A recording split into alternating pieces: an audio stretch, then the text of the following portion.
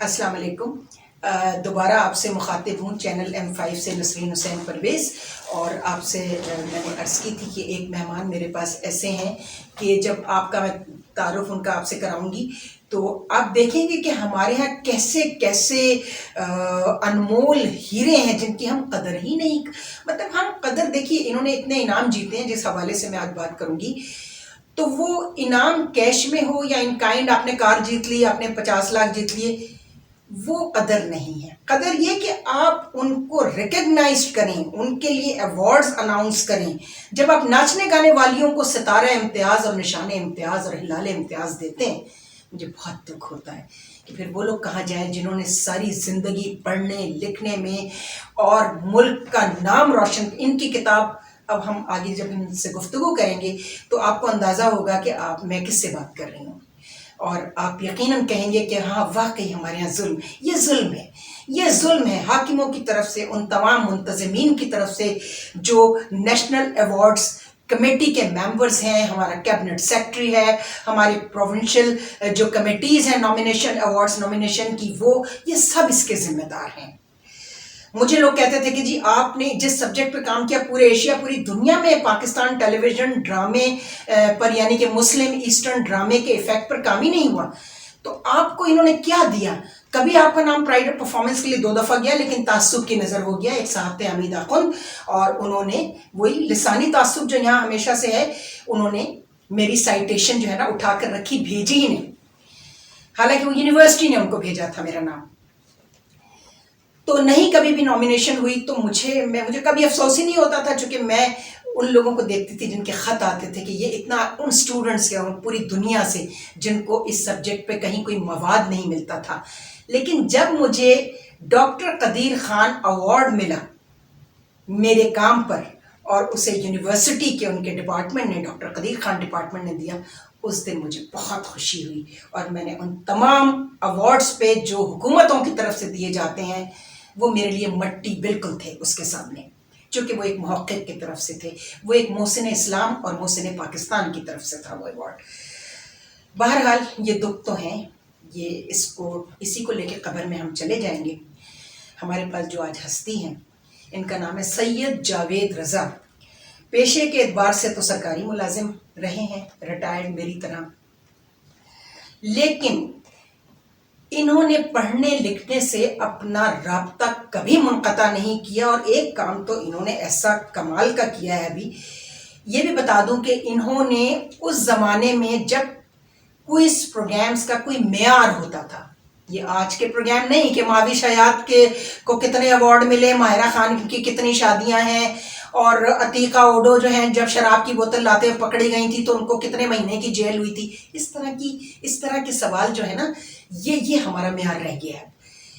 یہ میں بات کر رہی ہوں اسٹوڈیو 1 سے لے کے اور خوش بخت کے پروگرام مینا بازار تک. بیچ میں آتا ہے شیشے کا گھر، کسوٹی، نیلام گھر، اور ضیاء محی الدین کا پروگرام لاہور سے، جو جانے وہ جیتے، اس میں انہوں نے 50 لاکھ روپے کا انعام جیتا.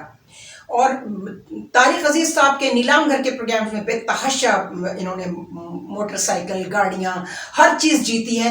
اور اتنا یہ پڑھتے ہیں اور اتنی ان کی جنرل نالج ہے، وہ ان کی ایک کوالٹی اپنی جگہ ہے.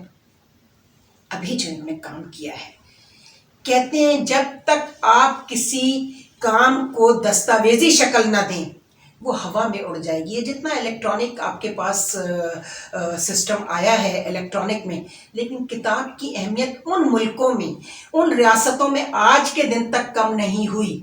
وہاں آج بھی اتنی کتابیں چھپتی ہیں، اتنی پڑھی جاتی ہیں. یہ ہمارا ملک ہے جہاں ابھی پچھلے 2 ڈیکیڈز کے اندر یہ زوال آیا ہے. ورنہ پی ٹی وی جب تک تھا لوگ پڑھتے تھے، لوگ کتابیں لکھتے بھی تھے، پڑھتے بھی تھے، اور ان کی مطالعے کی عادت چھوٹی نہیں تھی. اب یہ تو ایک الگ موضوع ہے، اس پر تو پورے کئی گھنٹے کی گفتگو ہو سکتی ہے. سید جاوید رضا ہمارے ساتھ موجود ہیں.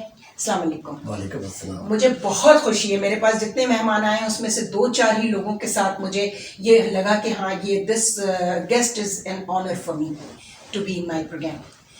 آپ میرے لیے کتاب لائے ہیں نا میری، حالانکہ میں خرید کے پڑھنے والی تھی. جب فون کیا تو آپ نے مجھے منع کیا کہ نہیں آپ مت خریدیے، میں آپ کے لیے لے کر آؤں گا. بالکل آپ لیے کتاب لائے. جی شکریہ. یہ آپ دیکھیے سمر اولمپکس کوئز بک, کتنا ڈیٹا ہے اس میں, 120 سال کا اولمپکس پر پاکستان میں ایسی کوئی دستاویز مرتب نہیں کی گئی.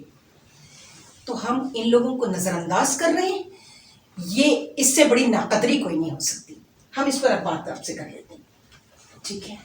رونا گانا تو بہت ہو گیا, بہت افسوس ہو گیا, کب تک کن کن چیزوں کا ماتم کریں گے. ٹھیک ہے, یہ بتائیے کہ اتنا ڈیٹا کلیکٹ کرنے میں آپ کو کتنا ٹائم لگا؟ پہلے تو بہت شکریہ کہ آپ نے مجھے یہاں آج عزت افزائی فرمائی میری اور مجھے بلایا. نہیں, آپ ڈیزرو کرتے ہیں, آپ کا حق ہے یہ. آپ نے بلایا, بڑی محبت ہے آپ کی, لیکن یہ حق جو ہے اس کی حق تلفی ہوتی رہی ہے اور مسلسل ہوتی ہے, اور یہ بڑا المیہ ہے ہمارا کہ ہم لوگ جو حقدار ہوتے ہیں اس کو ہم اس کا حق نہیں دیا کرتے. تو آپ کا بڑا پن ہے اور آپ ماشاءاللہ بڑا کام کر رہی ہیں, اور میں نے آپ کے کلپس بھی دیکھے ہیں, ورائٹی ہے اس میں, بہت بہت معلومات افزا ہیں وہ کلپ ماشاءاللہ. میری وہ تربیت وہاں ہوئی ہے نا, اس میں ہوئی ہے, جو آپ کی ایکیڈیمکس میں. جی بے شک بے شک, اور جو آپ کی یہ بکس ہیں میں نے دیکھی ہیں, تو یہ تو نہیں لگتا کہ اتنی کم عمر میں, خاص طور پہ قرآن کے حوالے سے پہلی دفعہ آپ نے ایسی بات کہہ دی جس پہ میں بہت خوش ہوں. جب کسی خاتون کو کم عمر کہا جائے تو ان کی خوشی کا کوئی ٹھکانہ نہیں. اس کام کے لیے ایک عمر چاہیے, عمر خضر چاہیے, پوری زندگی بس پڑھنے لکھنے جو آپ نے قرآن کے حوالے سے لکھا ہے نا, یہ تفسیر, یہ جو علماء کرام ہیں وہ 50-60 سال کے بعد کئی قابل ہوتے ہیں. میں یہ بھی کلیئر کر دوں, شاید آپ کو لگا کہ میں نے تفسیر لکھی ہے, میں نے تفاسیر کی سمری بنائی ہے 4-5 پیجز میں.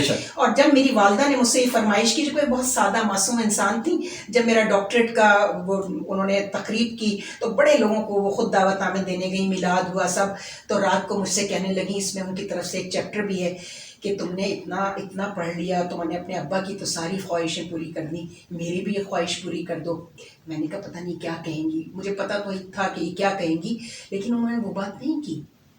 انہوں نے مجھ سے کہا کہ وہ, چونکہ میری والدہ کے نانا, انہوں نے ہندوستان میں اردو کی پہلی تفسیر لکھی تھی, تفسیر البیان کے نام سے, سید عمار عابدی, اور بہت مشہور تفسیر ہے, بہت مشہور تفسیر, جامعۃ الازہر میں لگی, بتحاشا یونیورسٹی. اس کی زبان بہت ثقیل تھی, اور میں نے پھر اس بہانے سے مجھے اللہ نے توفیق دی کہ میں نے 40 سے زیادہ تفسیریں پڑھ ڈالی. اور مجھے اس میں سب سے چیز جو نظر آئی کہ زبان اتنی ثقیل تھی کہ وہ بچوں تو کیا بڑوں تک بھی پہنچنا, جو آج کی صورتحال ہے اردو, آپ کو پتہ ہے.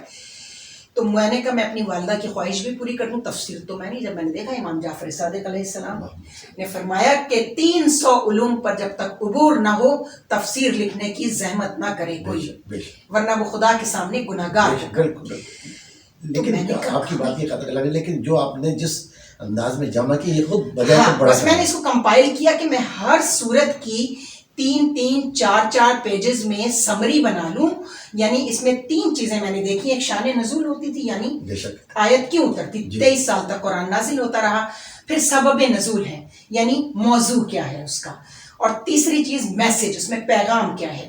میں نے ان 3 چیزوں کو دیکھا, ان کو جمع کیا. ہر صورت پڑھ کے مجھے اس میں کم از کم 6 سال لگے. میں بلوچستان میں میری پوسٹنگ تھی, خالد وہاں بیٹھی رہتی تھی, تو میں نے کہا نہیں یہ بہترین کام ہے. تو یہاں کی لائبریری سے بھی کچھ تفاسیر منگوائی, جو وہاں لائبریریز کی شارٹیج نہیں تھی, کچھ تفاسیر. تو مجھے میری ماں نے اتنا بڑا یہ اجر دیا کہ میں نے ان کی اس خواہش کے بہانے 40 سے زیادہ تفاسیر پڑھ ڈالی. ورنہ توفیق ہی نہیں ہوتی ہم لوگوں کو کبھی تفسیر کھول کے دیکھنے کی. اور خود اس کی اتنی جلدیں ہوتی ہیں کہ تفسیر کی 8-10 جلدیں ہونے. تفسیر نمونہ کی تو 27 جلدیں تھی پہلے, اب تو 15 کر دی انہوں نے. تو جناب یہ ہو گیا کام. تو آپ نے تو کمال کر دیا, آپ نے جو یہ کیا. تو میں سوچتی تھی شاید میں نے بہت کام کیا, چونکہ میرے 10 سال تو PhD کی, اس ڈاکٹریٹ کی ٹیلی ویژن ڈرامے پر لگی تھی, چونکہ اس پہ بھی کوئی ماڈل ریسرچ اویلیبل نہیں تھی.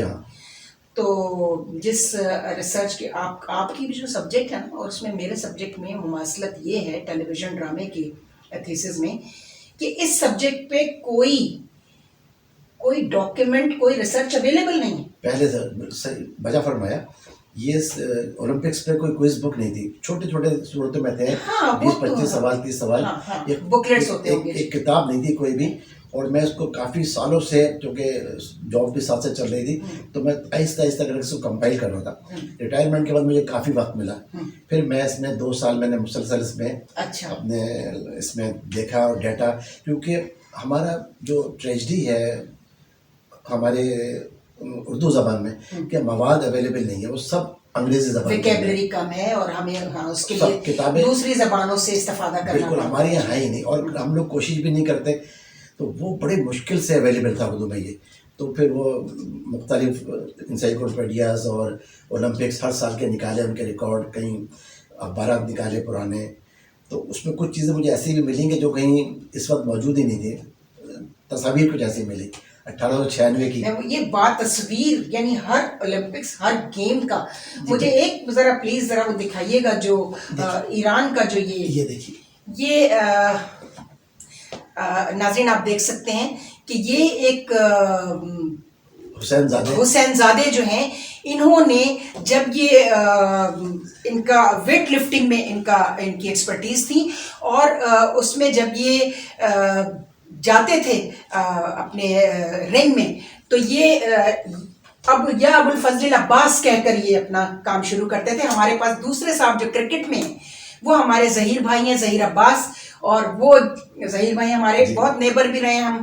تو وہ یہ کرتے تھے کہ یہ آپ دیکھیے ناظرین, یہ حسین زادے ان کا نام ہے, حسین رضا زادے. جی, یہ اس میں لکھا ہوا ہے حسین رضا زادے. ہاں, حسین رضا زادے. یہ ویسے تو ان کی پوری کتاب جو ہے وہ اس میں بامسمہ ہے اور تصاویر کے ساتھ ہے. تو ظہیر عباس بھی یہی کرتے تھے کہ وہ اپنے بیٹ پکڑتے تھے اور کہتے تھے یا مولا عباس, اور اتر جاتے تھے میدان میں. تو یہ اپنے اپنے عقائد اور اپنے اپنے یقین کی بات ہے. بے شک کرتا سب پروردگار ہے, لیکن پروردگار نے ہمیں توسل کے وسیلہ ایسا وسیلہ تلاش کرو کہ میں ٹال ہی نہ سکوں, بات ہی نہ ٹال سکوں, بارگاہ میں رد نہ ہو سکے, رد نہ, اللہ اس کی بارگاہ میں وہ حاجت آپ کی رد نہ ہو سکے. ایسے وسیلے ہمیں پروردگار نے دے دیے, ہم اس پر جتنا بھی اس کا شکر ادا کریں وہ کم ہے, اور یہ صرف رسول کا گھرانہ ہے. بے شک. تو یہ ایک صورتحال تھی, اور بے تحاشا اس پر ابھی ہم ان سے بات کریں گے. آپ بتائیے کہ اور اس دستاویز کی کیا خصوصیات ہیں جن سے ہمارے اسپورٹس کے جو شائقین ہیں کھیلوں کے, وہ استفادہ کر سکتے ہیں. دیکھیں, اس میں تقریباً تمام جتنے اسپورٹس ہیں موجود ہیں سوائے کرکٹ کے, کیونکہ کرکٹ اولمپکس میں کبھی رہے نہیں, اور کرکٹ ہمارے یہاں بڑی پاپولر ہے انڈیا پاکستان میں. لیکن جو کرکٹ لورس ہیں ان کو بھی اس میں مواد ملے گا جو کہیں نہیں ملے گا, کہ ایک دفعہ اولمپکس میں کرکٹ بھی ہو چکی ہے. اچھا, اور وہ کسی کو نہیں معلوم ہو.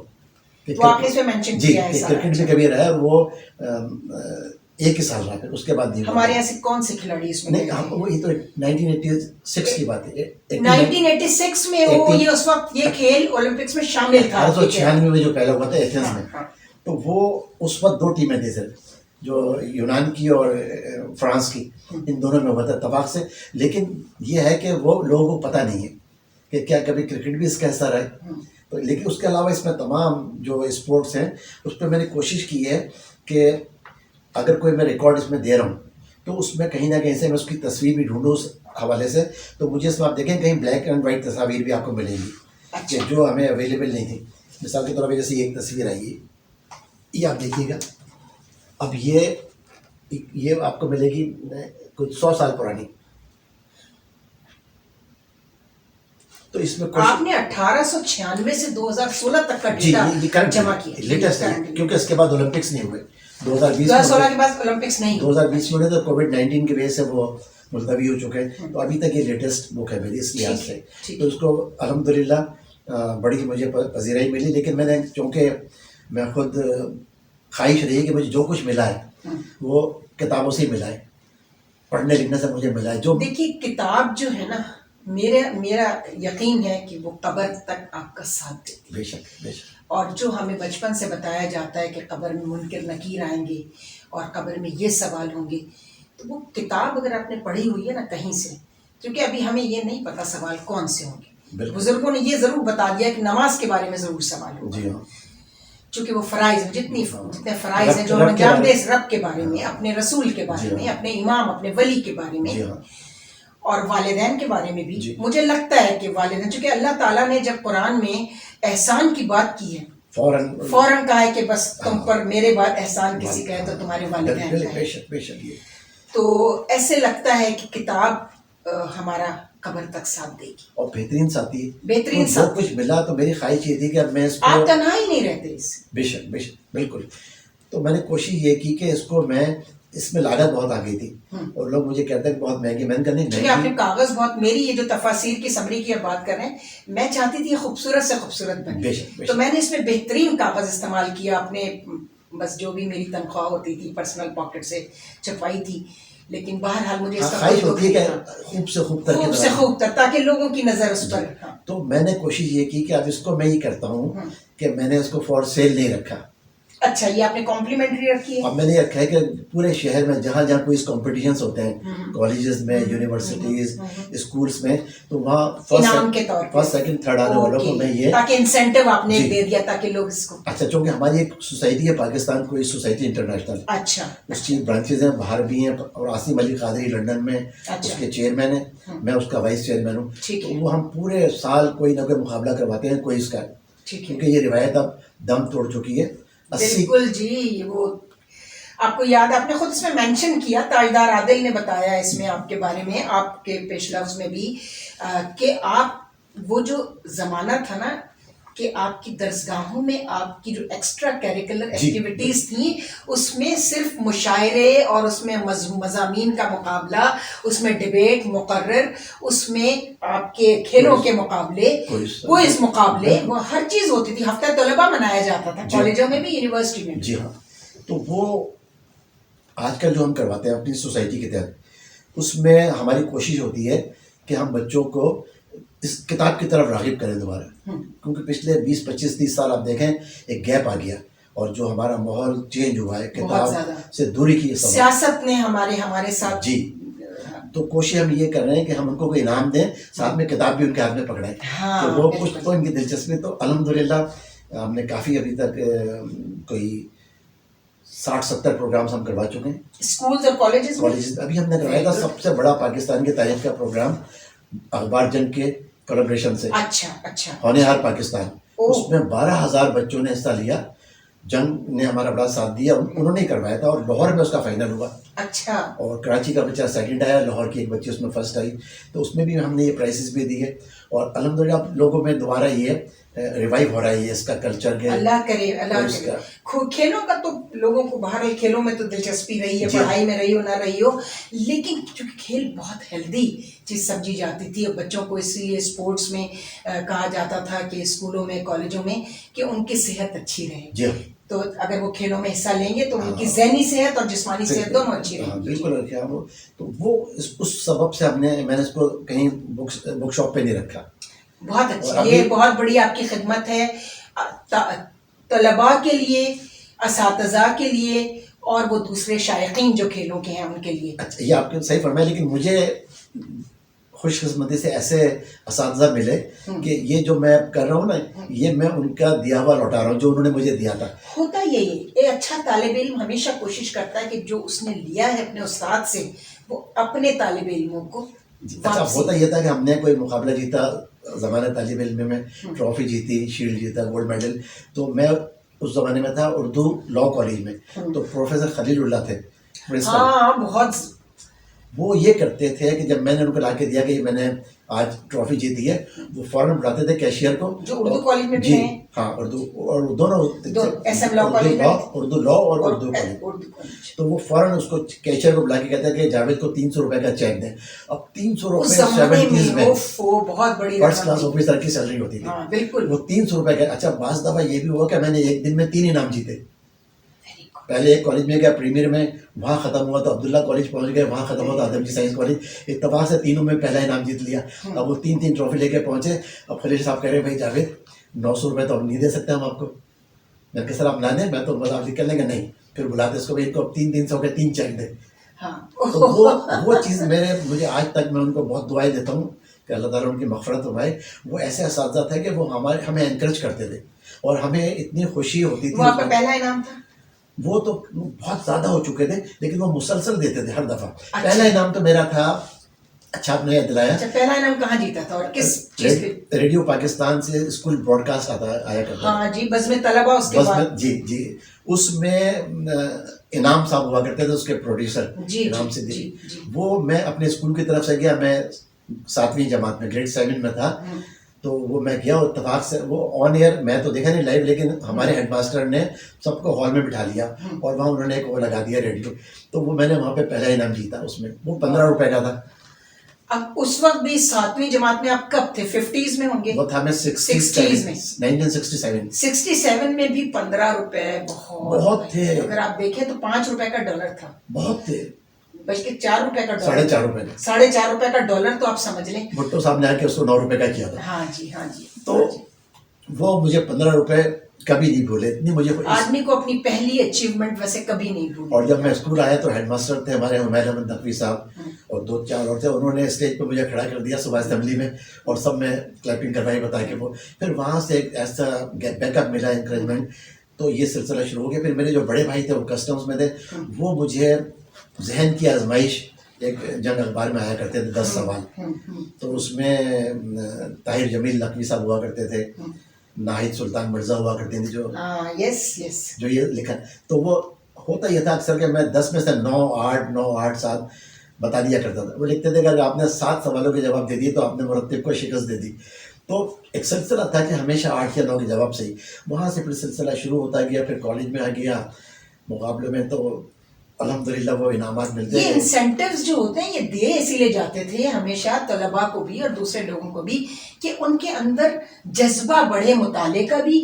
اور یہ صرف پھر انعام کا لالچ نہیں رہتا. پھر آپ کو اپنی عزت. بالکل. آپ کو یہ ہوتا کہ میری لوگ کیا کہیں گے اگر میں نے اب کچھ نہیں جیتا. یہ آپ نے بہت ٹھیک بات کہی کہ ایک وقت ایسا آ گیا تھا کہ یہ ڈر لگتا تھا کہ ہمارا کوئی سوال غلط نہ ہو جائے. ہاں یعنی انعام تو ہمیں مل جاتا ہے. جیسے 10 میں سے 8 سوال کے ہمیں دے دیے اور دوسرے نے 7 یا 6 سوال کے دیے تو ہمیں یہ رہتا کہ ہمارے 2 غلط کیوں ہوئے. تو مجھے اچھی طرح بیگ صاحب سر سید گرلس کالج میں کوئی کمپٹیشن تھا.